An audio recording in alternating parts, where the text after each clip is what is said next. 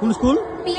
আচ্ছা PM Shri Julaibari MM girls HS. আচ্ছা, তোমার কাছে প্রথম প্রশ্ন, এটা এই ত্রিপুরা মন্দির কত খ্রিস্টাব্দে স্থাপিত হয়েছিল?